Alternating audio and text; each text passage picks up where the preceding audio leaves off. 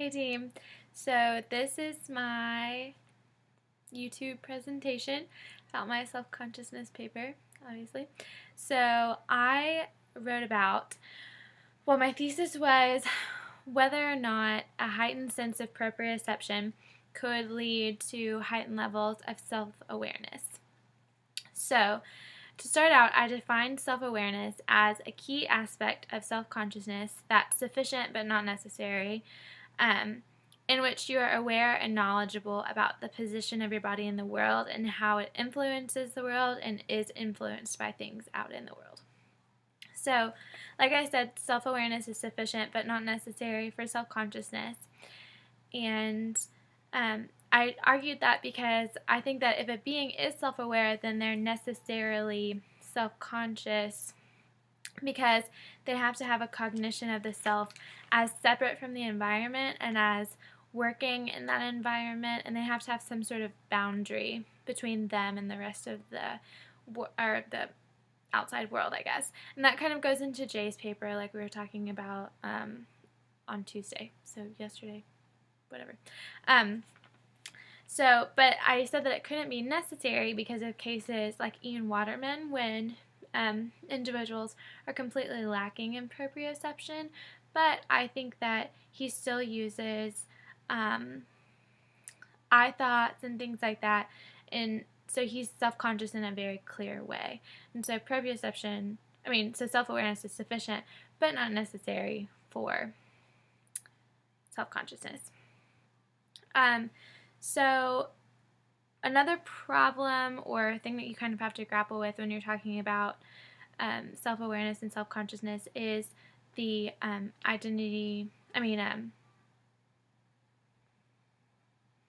immunity to error through misidentification. Sorry. So, Kassam, in the article that we read, talks about whether or not our perceptions that we gain through proprioception can be called valid or not. And so he kind of comes down on the side of, it makes sense to say that self-awareness and proprioception all go together without error, because all of our life experience tells us that that's true. So my hands being together right now, even if I couldn't see it on the computer in front of me, I would know that those are my hands, because why would I think anything different? So, kind of bouncing off of that idea, we come back to the question of whether or not heightened levels of proprioception can lead to heightened levels of self-consciousness. And to study this, I looked at elite athletes, because it's been shown in studies that they have higher levels of proprioceptive ability, and that they're more aware of where their bodies are in space, and they're more likely to be accurate in talking about where their body is and like how much it's rotated and things like that. So the study that I used, it was an Australian study that compared athletes, or elite athletes, and just completely non-athletes. And the athletes had a really acute understanding of how they bent their knee. So like how far their knee was bent, and or if it was rotated and how much it was rotated and where it was in space and things like that. And so, let me shuffle my papers. So I kind of use that to bounce off and say, okay, well, if they have those heightened levels of proprioceptive ability, then they have to be able to interpret that in a way that gives them more information about the outside world and how they're interacting in it, which is the definition of self-awareness. So that necessitates that heightened levels of proprioceptive ability lead to heightened levels of self-awareness. So one objection to this theory is that some people say that athletes are really just slowed down by when they are completely aware of their physical ability and position and things like that while they're like playing their sport of choice, that it really just slows them down and kind of messes up what they're doing. And two examples of this are Steve Sachs syndrome and Chuck Knobloch disease, something like that. So presumably what happened to them was they were both baseball players, and throughout their careers, at one point they lost the ability to make a throw to first base. Pretty common thing in baseball. So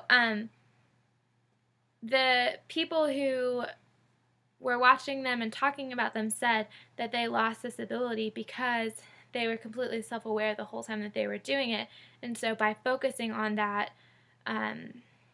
activity, they were inhibited from doing it. So they weren't in that zone, completely not thinking about what they were doing. They were overthinking it by thinking about it at all. So I would argue that in order to have gotten to this state of being able to function at that level, there had to be a lot of active self-awareness going on. Practice in any sport, any art, like dance or anything like that, it really requires active self-awareness and forcing your body to do something in a very particular way over and over and over and over again. So, I think that while they may not be completely conscious of that awareness, it still carries over because they're still repeating things that they've learned how to do through practice and through proprioception and through that very active version of self-awareness. So, since that is true, I think that's kind of an counter-argument to that objection, in a way.